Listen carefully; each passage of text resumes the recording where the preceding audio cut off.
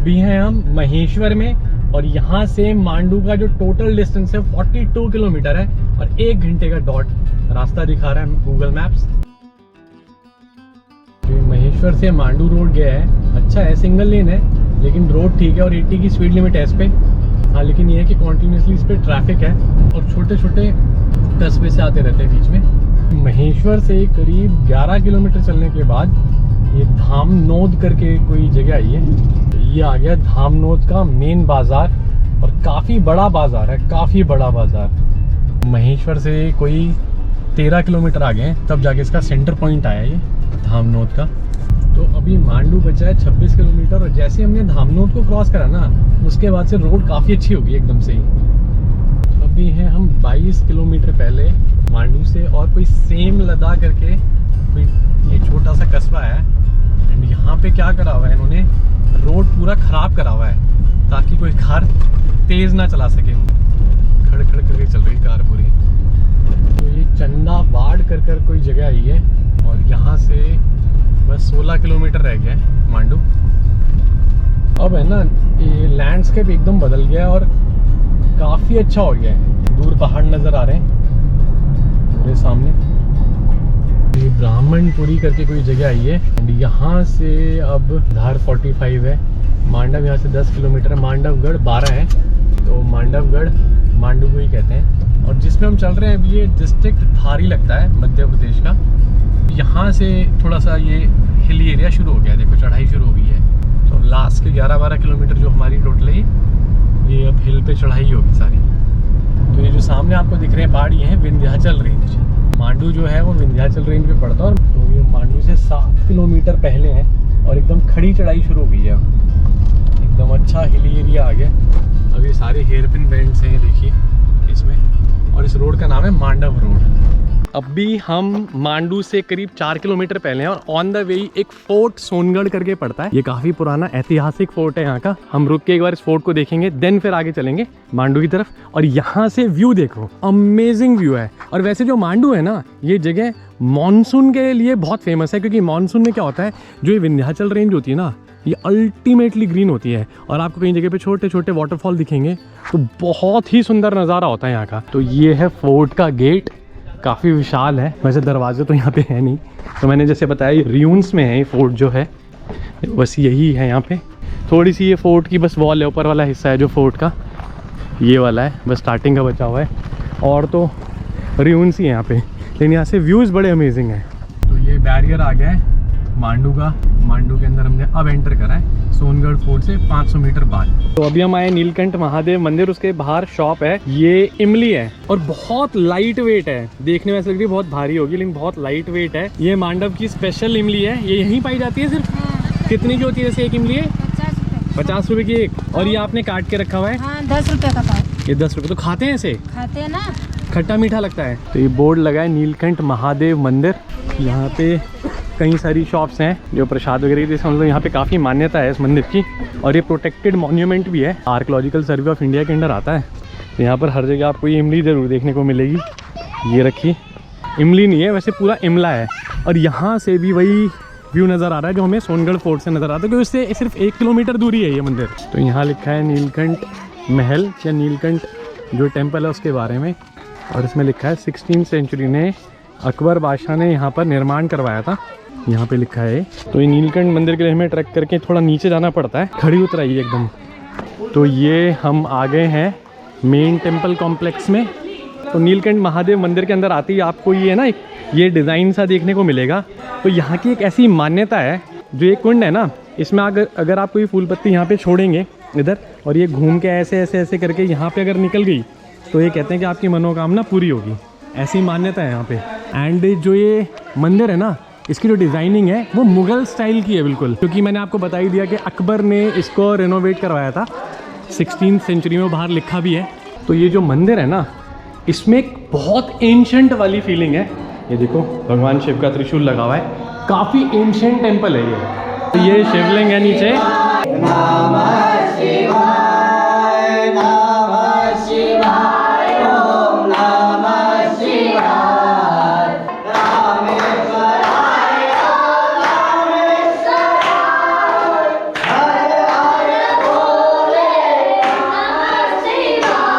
तो ये एक और रूम में एक और शिवलिंग है।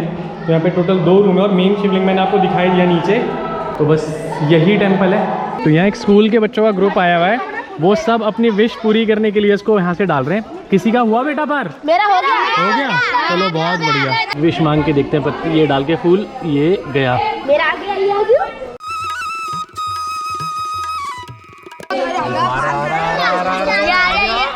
ये ले गया टर्न, वेरी गुड।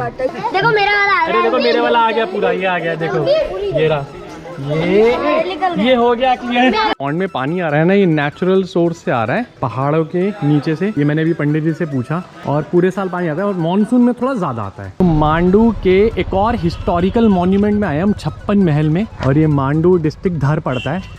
तो ये है इसका टिकट काउंटर अंदर घुसते ही, और ये इसके बारे में यहाँ पे लिखा हुआ है। तो ये टिकट चार्जेज है 20 रुपीज़। ये धार के राजा ने बनवाया था, और कहते हैं 56 जगहों का ये पोस्ट ऑफिस हुआ करता था, इसलिए इसको 56 महल कहते हैं।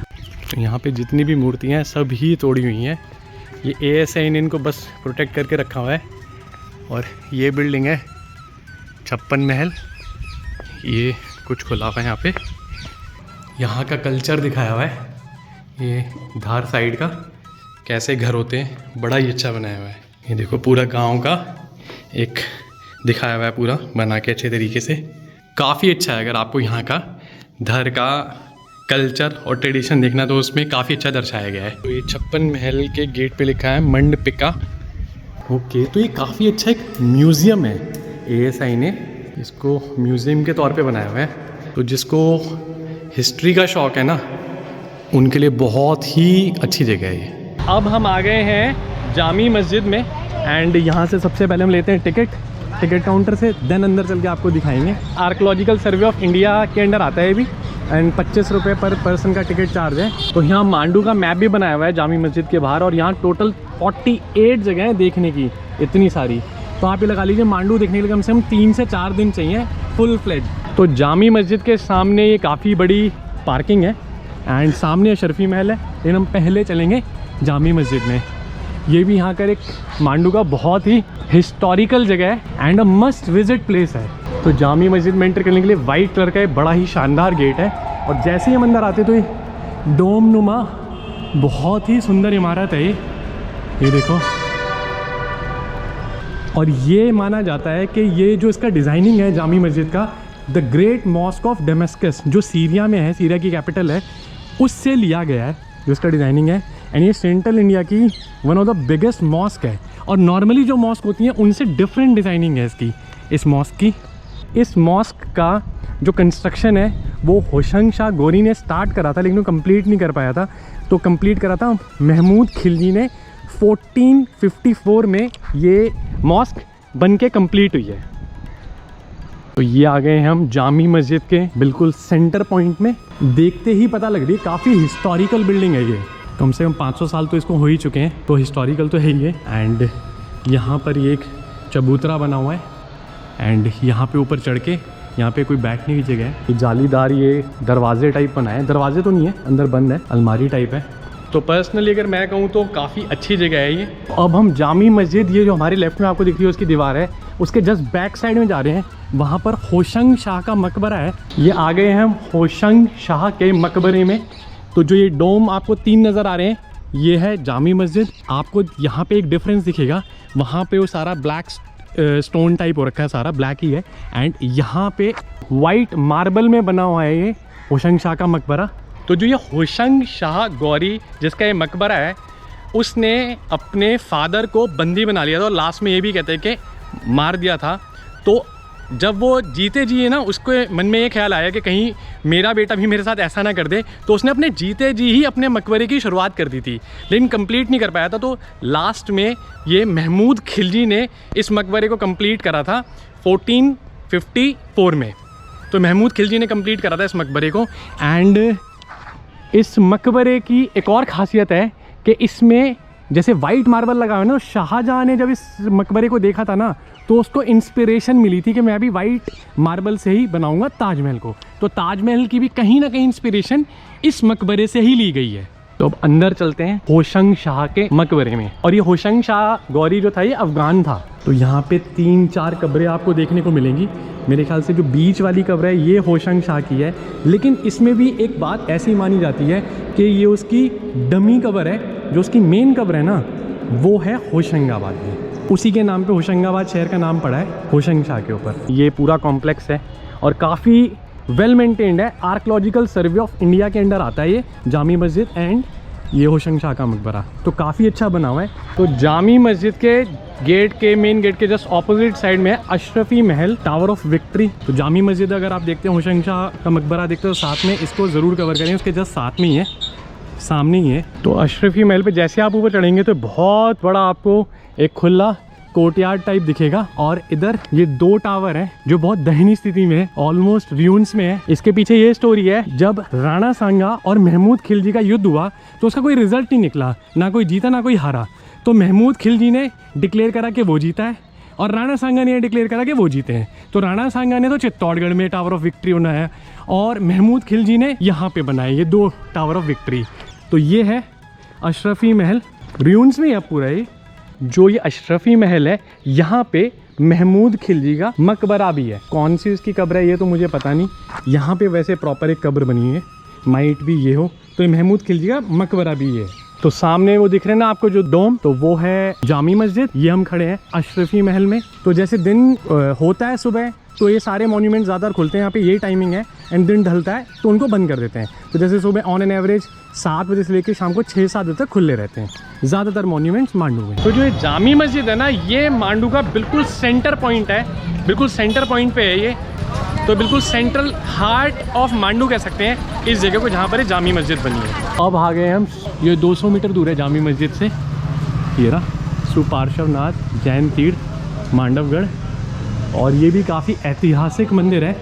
वैसे तो जो ओल्डेस्ट यहाँ पे टेंपल था वो 14th सेंचुरी में बताते हैं बनाया गया था। काफ़ी अच्छी जगह है ये अगर आप मांडवगढ़ में आए हैं। और यहाँ पे रुकने के लिए रूम्स भी अवेलेबल हैं। तो यहाँ अभी तो कोई रूम अवेलेबल नहीं है। वैसे यहाँ पे 700 रुपये में रूम है, लेकिन ये सिर्फ फैमिली को रूम देते हैं, खाली लड़कों को रूम नहीं देते। तो ये इनके रूम्स बने हुए हैं और एक्चुअल में यहाँ पे रिनोवेशन वर्क चल रहा है। ये पुराना टेम्पल ये था, अब इसके पीछे इससे भी विशाल टेम्पल बना रहे हैं, तो उसका काम चल रहा है अभी। तो अभी हमने मांडू में ले लिया है room, hotel Shivani resort, AC and non AC rooms and plus इनका काफ़ी अच्छा रेस्टोरेंट है। पार्किंग तो बहुत बड़ी है ही एंड बिल्कुल प्राइम लोकेशन पे है ये भैया रिसेप्शन है यहाँ पे, होटल शिवानी मांडू। और इन भैया की वजह से हमने रूम लिया है। उन्होंने काफ़ी मतलब इनका नेचर, और नाम क्या भैया आपका? अंशुल जैन। तो ये है रूम, काफ़ी अच्छा रूम है। हम बाय चांस आए एंड काफ़ी अच्छा रूम मिल गया हमें। ये वॉशरूम है। तो ये जो रूम मिला है ये मिला है हमें 2500 रुपीज़ में। एंड वैसे भैया बता रहे थे कम से कम 4-4.5 हज़ार का उठाते हैं मिनिमम ये इसको सीज़न में। प्राइम लोकेशन है, बहुत अच्छा इनका रेस्टोरेंट है, होटल तो अच्छा ही ओवरऑल। तो मैं इनका नंबर नीचे डिस्क्रिप्शन में भी डाल दूंगा। अभी हम देखने आए हैं लाइट एंड साउंड शो जो मांडू में होता है। इसका 180 रुपीज़ का टिकट है और 4 से 12 साल के बच्चे का 100 रुपये है। नदी नर्मदा के नीर में चंबल का बीहड़ बहाव, माही और बेतवा का पानी और सोत्रिस्वनी शिप्रा का पवित्र जल अगर घुल जाए तो बनता है मालवा का रंग। धार के राजा भोज की लोकप्रियता और सुल्तान गियासुद्दीन की विनोदप्रियता को जोड़ दें तो बनता है मालवा का अंग। एक गाने वाली के सुरों को एक बहादुर के शौर्य से, यानी रानी रूपमती को अगर बाज बहादुर से मिलवा दें तो बनती है मालवा की तरंग।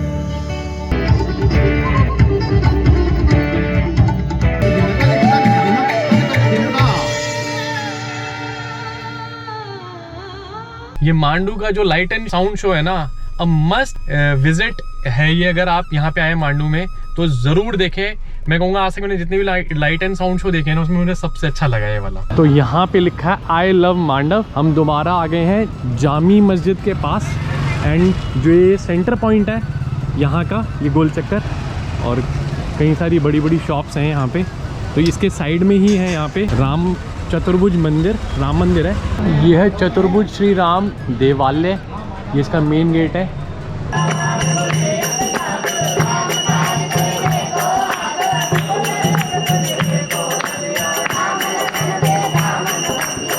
जो ये चतुर्भुज श्री राम मंदिर है, इसमें राम जी की 4 भुजाओं को दिखाया गया है, जैसा कि आपको दिख रहा होगा फोटो में। एक हाथ में धनुष है, एक हाथ में बाण है, एक हाथ में माला है और एक हाथ में कमल है। तो और ऐसा यहाँ पे लिखा हुआ है कि पूरे इंडिया में ये इकलौता 4 भुजाओं वाला श्री राम का मंदिर है या मूर्ति है उनकी ऐसी यहाँ पे। तो ये मस्ट विजिट प्लेस बन जाती है इस बात से ही। यहाँ पे अगर आप मांडू में आए तो आपको 5 से 10 मिनट लगेंगे। छोटा सा ही मंदिर है, अच्छी जगह है। तो ये आई है हमारी स्पेशल थाली।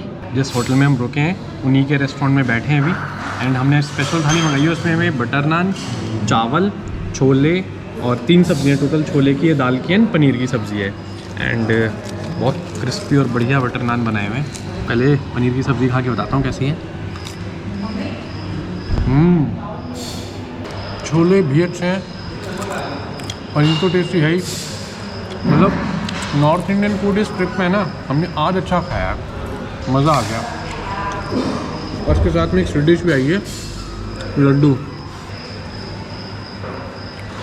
ये भी टेस्टी है। Good morning from Mandu, Mandav and Mandavgarh, ये तीनों इसके नाम है। बहुत हिस्टोरिकल शहर है, धर डिस्ट्रिक्ट, मध्य प्रदेश में। अभी चलकर हम करेंगे एक्सप्लोर मांडू की जो 2 सबसे मेजर जगह, कुछ हमने कल एक्सप्लोर कर ली थी। एंड जो ये मांडू है ये करीब 2000 फीट की ऊंचाई पर है सी लेवल से। अभी हैं हम मांडू के मेन सेंटर पॉइंट, जिसको चौराहा भी कहते हैं। ये आपको जो दिख रही है ये जामी मस्जिद है। तो ये आई लव जो मांडव लिखा है इसके सामने ही है काका जी फूड्स, ये शॉप है। तो यहाँ पे हमने ऑर्डर करा है पोहा। तो ये ऑथेंटिक ब्रेकफास्ट है, पूरे मध्य प्रदेश में आप कहीं भी चले जाएं आपको ज़रूर मिलेगा पोहा। और ऊपर सेव ज़रूर होती है, अच्छा है। ये हमने लिया यहाँ पे आलू वड़ा। ये भैया बिल्कुल एकदम गर्मा गर्म फ्रेश बना रहे थे। ये देखो अंदर आलू की स्टफिंग और एकदम करारा क्रिस्पी है। लाल चटनी थोड़ी सी लगा देता हूँ, अच्छा है, काफ़ी टेस्टी। इनका पोहा भी काफ़ी टेस्टी है, आलू वड़ा भी अच्छा है। तो अगर अर्ली मॉर्निंग आप मांडू में ब्रेकफास्ट करना चाहते हैं तो ये जगह अच्छी है। तो सुबह कितने बजे शॉप चालू जाती है भैया? पोहा कितने बजे मिल जाता है आपके यहाँ? खुल जाता है 6:30 बजे कंप्लीट हो जाता है। अच्छा, 6:30 रेडी हो जाता है। तो 7 बजे तक आपके पास मिर्ची वड़ा और ये आलू वड़ा और पोहा रेडी होता है। तो हमने 1 आलू वड़ा लिया, 2 पोहे और 2 चाय, मात्र 50 रुपये में हमारा बड़ा शानदार ब्रेकफास्ट हुआ है, बढ़िया। मांडू का जो ये चौराहा है, ये मेन चौक, ये जामी मस्जिद के जो सामने है, यहाँ से रानी रूपमती पैवेलियन 4.7 किलोमीटर दूर है, 10 मिनट लगते हैं बस। ये सुबह सुबह 8 बजे का नज़ारा है मांडू की मार्केट का।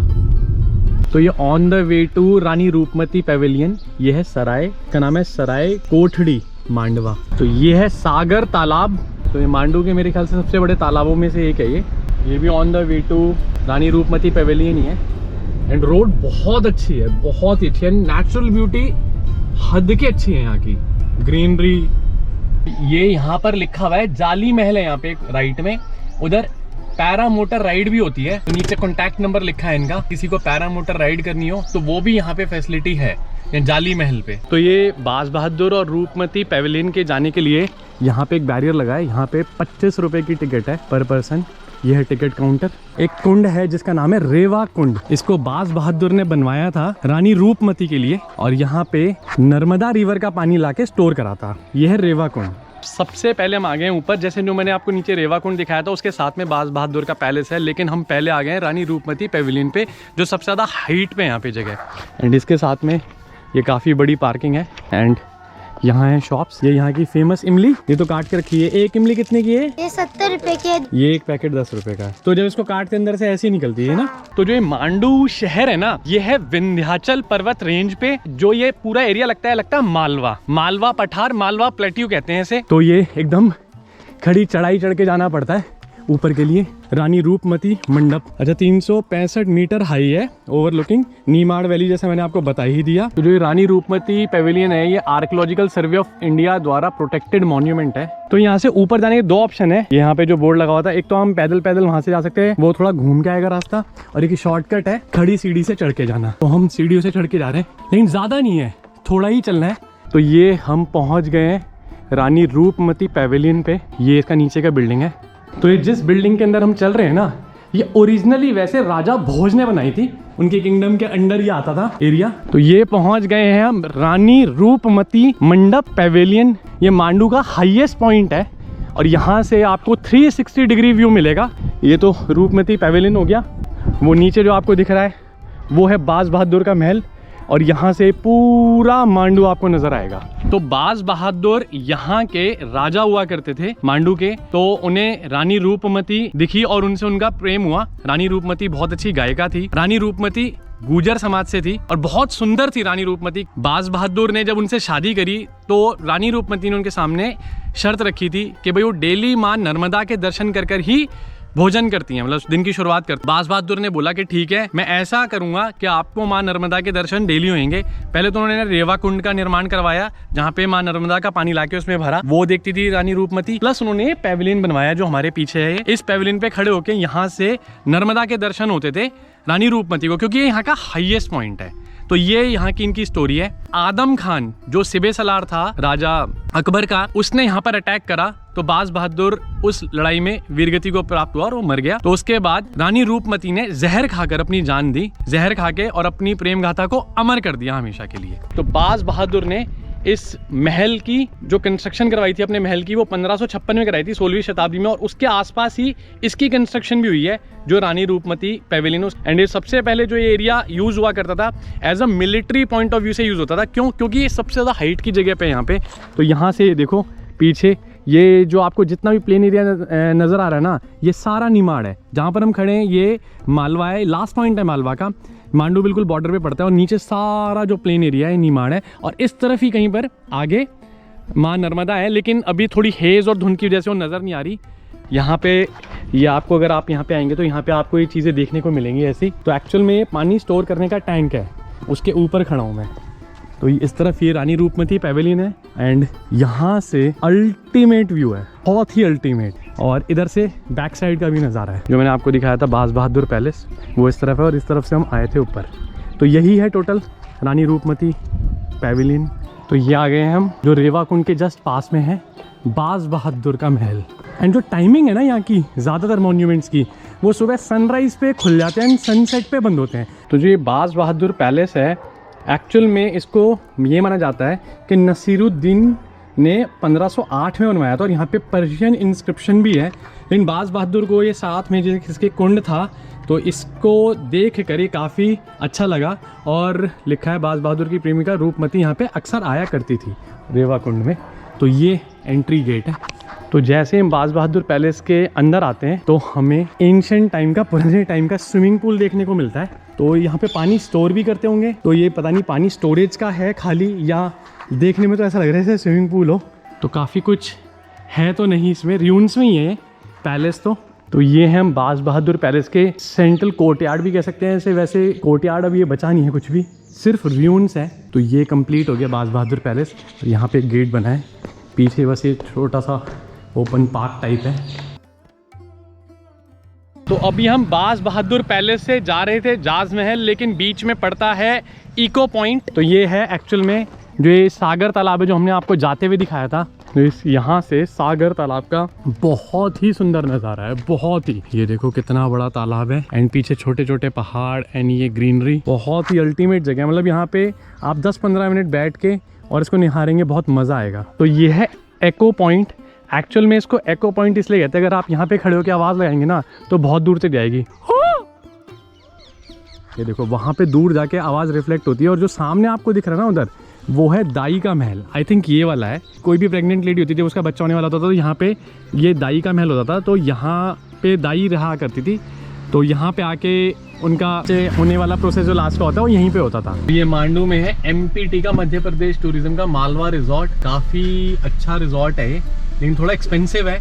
तो अगर आपका बजट है 5-6 हज़ार से ऊपर, तो ये बहुत ही अच्छा है ये मालवा रिजॉर्ट। हम पहुंच गए हैं, सबसे आइकॉनिक मॉन्यूमेंट है यहाँ का मांडू का, वो है जहाज़ महल वहाँ पे। और इसके जस्ट बाहर ये छोटी सी एक फूड मार्केट है, कई सारी शॉप्स हैं। हम एंटर करेंगे, मेन गेट है जहाज़ महल का। तो जहाज़ महल के एंट्री गेट के जस्ट साइड में ही है बुकिंग काउंटर, एंड इसके जस्ट पीछे वॉशरूम बना है। यहाँ पे एक कैफेटेरिया भी बनाया हुआ है, लेकिन अभी बंद है। ये है टिकट काउंटर। तो ये है एंट्री गेट जहाज़ महल का। हमने कर लिया एंटर। 25 रुपीज़ की टिकट है पर पर्सन, और सुबह 7 बजे से लेके और शाम को सर्दियों में 5:30 बजे तक खुलता है, एंड गर्मियों में 7 बजे तक। तो बेसिकली सनराइज से सनसेट तक खुला होता है।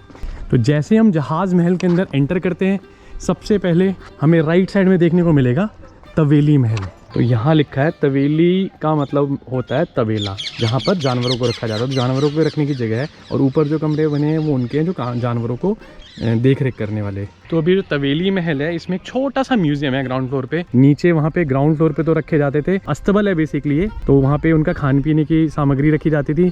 ऊपर जानवर होते थे और ऊपर होते थे उनको संरक्षण करने वाले, देख रेख करने वाले लोग।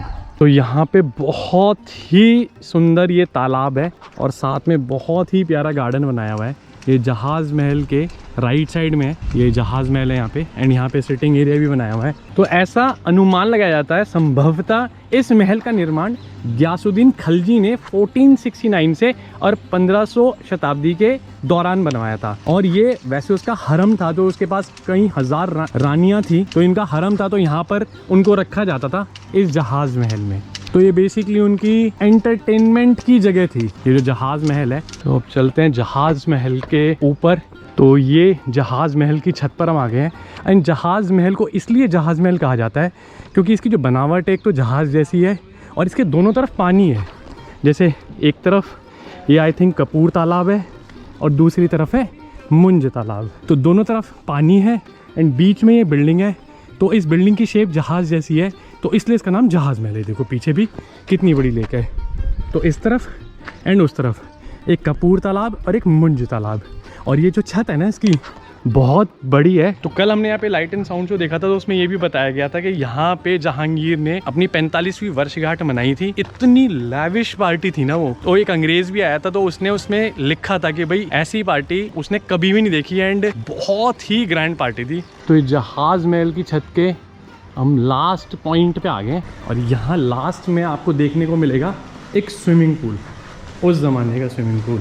इसकी डिज़ाइनिंग देखो कितनी अमेजिंग है, और उस ज़माने की टेक्नोलॉजी देखो। ये फिल्ट्रेशन प्रोसेस है पानी का। ये देखो बारिश का पानी इसमें से ऐसे ऐसे घूम के देखो, यहाँ से जो छत पे जितना भी छत का ढलान है, जो ये देखो कितनी डिज़ाइनिंग देखो उस टाइम की। ये छत है पूरी, इतनी बड़ी बारिश होती होगी, यहाँ पे ढलान सारा इस तरफ है, यहाँ से पानी ऐसे इकट्ठा होके एंड इस होल के थ्रू इसमें से ऐसे घूमता हुआ ये फिल्ट्रेशन प्रोसेस है। इसमें क्या है, बीच में 2-4 जगह रुकावट लगाई हुई है।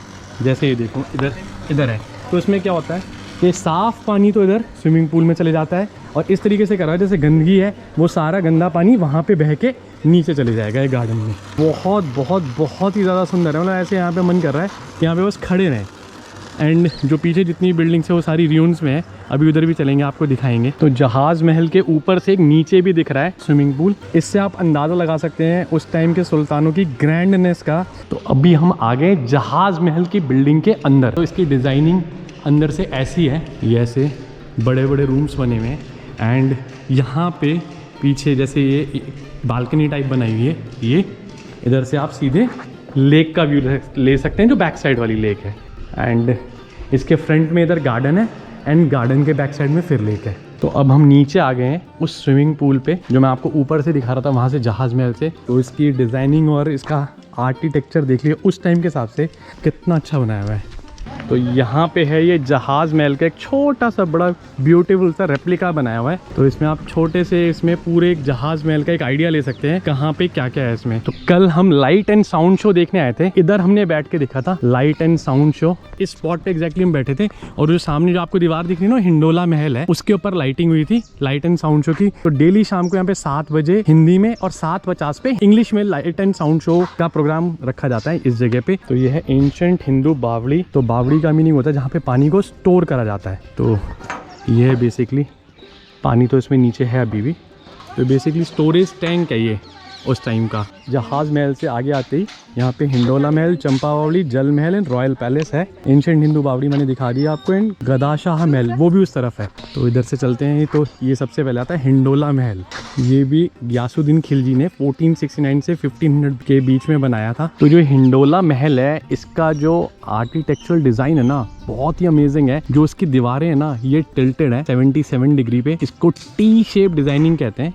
जो ये पूरा बना है टी की शेप में है ये बिल्डिंग, इसको बेसिकली ऑडियंस हॉल के तौर पे यूज़ करा जाता था। हिंडोला महल इसका जो नाम है, हिंडोला झूले को भी कहते हैं, तो इसलिए इसको कहते हैं झूले की शेप में भी है ये जो अंदर से बिल्डिंग है। वैसे ये ऑडियंस हॉल है, जो गयासुद्दीन खिलजी ने बनाया था वो ऑडियंस के लिए बनाया था, तो काफ़ी अच्छी बिल्डिंग है ये। हिंडोला महल से निकलते ही एंड यहाँ पे फिर आपको आगे मिलेगा चंपा बावड़ी, रॉयल पैलेस और हमाम एंड जल महल, तो ये इस तरफ है आगे। तो सबसे पहले आती है चंपा बावड़ी। ये भी बावड़ी है, इसके अंदर भी पानी स्टोर करा जाता था और यहाँ लिखा है इसके बारे में। तो ये है चंपा बावड़ी की छत एंड ये नीचे जाने का रास्ता है चंपा बावड़ी में। इधर कहते हैं कि इसका नाम चंपा बावड़ी इसलिए पड़ा था क्योंकि यहाँ पर से चंपा के फूल की खुशबू आती थी। वो बात अलग है कि अब तो बहुत ही एक रॉटिंग वाली जो स्मेल होती है ना, सीपेज सीलन टाइप की जो स्मेल होती है, वो वाली स्मेल आ रही है अभी। एंड यहाँ पे ठंडक रहती है हमेशा क्योंकि यहाँ पे पानी स्टोर होता था ना, तो यहाँ पे नीचे रूम्स भी हैं, तो उस वजह से यहाँ पे ठंडक भी रहती थी। तो इसके जस्ट एडजेसेंट में है मुंज तालाब, वो रहा बाहर। तो अच्छा ठंडक है यहाँ पे, जो हम नीचे आए हैं चंपा बावड़ी में, यहाँ पे ठंडक बहुत ज़्यादा है। तो यहाँ पे लिखा है, तो ये रॉयल पैलेस है इधर पीछे चंपा बावड़ी के लास्ट में, लेकिन इसमें कुछ रॉयल बचा नहीं है।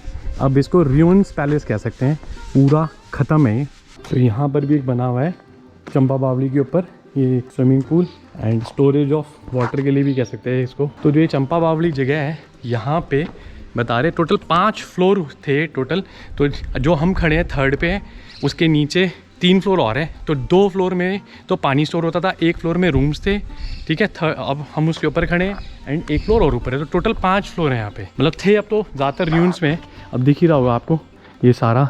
तो ये चंपा बावड़ी की छत पे से ना आपको एक सर्कुलर जगह दिखेगी ऊपर एंड इसके नीचे आपको दिखेगा पानी एंड ये ऊपर से आपको सर्कुलर डिज़ाइन भले दिख रहा है, लेकिन जो अंदर पैसेज वे ना वो टोटल 8 हैं। ये नीचे से जो इसकी शेप है वो ऑक्टागनल है, 1 2 3 4, 3 हमारे नीचे और ये, तो टोटल 8 ऐसे पैसेज वे हैं नीचे।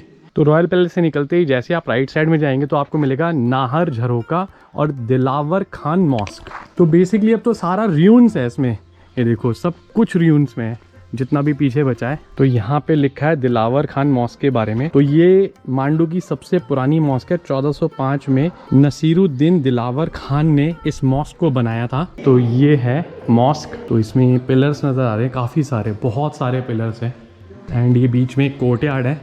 तो मॉस्क तो ये छोटी है और ये इतनी ज़्यादा रियून्स में नहीं, इतनी और सारी बिल्डिंग है, ये फिर भी ठीक है। तो यहाँ मॉस्क थी और मॉस्क से निकलते ही और ये बहुत बड़ा एक ओपन कोर्टयार्ड आता है। ये हिंडोला महल है, उसके जस्ट बैक साइड में हम, काफ़ी बड़ा कोर्टयार्ड है।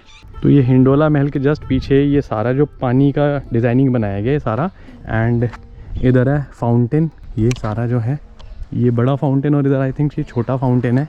तो दिलावर खान मस्जिद के जस्ट साइड में है ये नाहर झरोका, 15th और 16th सेंचुरी के दौरान ये बनाया गया है। तो ये ही है यहाँ पे बैठ के जो उस टाइम के राजा होते होंगे, नाहर झरोका ऐसे नाम रख गया है, नाहर राजा होंगे, तो यहाँ पे बैठ के एंड यहाँ पे प्रजा बैठती होगी तो उनकी जो भी समस्या होती होगी वो सुनते होंगे, ऐसा बताया गया यहाँ पे लिखा हुआ है। एंड यहाँ जो झरोके का जो डिज़ाइन था, पहले यहाँ पे एक बहुत बड़ा लाइन का एक ब्रैकेट बना हुआ था जो अब यहाँ से वैसे मिसिंग है। तो लाइट एंड साउंड शो के जस्ट राइट साइड में है गदा शाह का महल, और इनको कहते थे मास्टर ऑफ बेगर्स, गरीबों का स्वामी, जो गाड़ा शाह थे। ये महल भी अब रियून्स में ही है। कभी ये यहाँ पे एक छतरी हुआ करती होगी डिज़ाइन वाली, अब इसके बस पिलर बचे हैं। तो ये गड़ा शाह का महल अब कोई महल नहीं है, ये भी पूरा रियून्स है, लेकिन हाँ कभी एक टाइम पे बहुत अच्छा रहा होगा। ये सामने जहाज महल है और ये गड़ा शाह का जो महल है जस्ट कपूर तालाब के साथ है, इसके साथ में इधर पीछे है कपूर तालाब। बस ये लास्ट स्पॉट है आज का हमारा देखने का यहाँ पे। तो ये जहाज महल की जो मार्केट है सामने उसके मेन गेट के, वहाँ पे एक जहाज महल हैंडीक्राफ्ट शॉप भी है, तो काफ़ी अच्छे हैंडीक्राफ्ट हैं यहाँ। तो अगर आप कुछ लेना चाहें तो यहाँ से कुछ ले भी सकते हैं। तो मांडू जो सिटी है ना, इससे मेन गेट है वही है दिल्ली गेट, और सबसे ग्रैंड भी यही है। तो अब तो रोड्स वगैरह बन गई है मांडू में आने के लिए, लेकिन पहले के टाइम पे जैसे ये हिल एरिया है, तो देखो ये जैसे ये रास्ता होता होगा आने का, यहाँ पे घोड़े वगैरह ऐसे चल के आते होंगे। ये गेट है दिल्ली गेट, इसको एंटर करने के बाद मेन मांडू शहर के अंदर एंटर होते थे। ऐसे ऐसे टोटल 12 गेट हैं। तो ये होगा ओल्ड रास्ता मांडू में आने का। हम अब मांडू से निकल गए हैं, अब जा रहे हैं इंदौर, जो यहाँ से करीब गूगल मैप्स दिखा रहा है 85 किलोमीटर। तो ये मांडू का ट्रिप हमारा यहीं समाप्त होता है। हमने मांडू की जितनी भी जगह थी लगभग मेरे ख्याल से हमने सारी ही आपको दिखा दी है। और अगर वीडियो आपको अच्छी लगी तो आप अपने फ्रेंड्स के साथ इसको शेयर करें ताकि उनको भी नॉलेज मिले, और अच्छी लगी हो तो उसको लाइक भी कर सकते हैं। तो अब हम मिलेंगे आपसे नेक्स्ट वीडियो में, तब तक के लिए good bye and take care.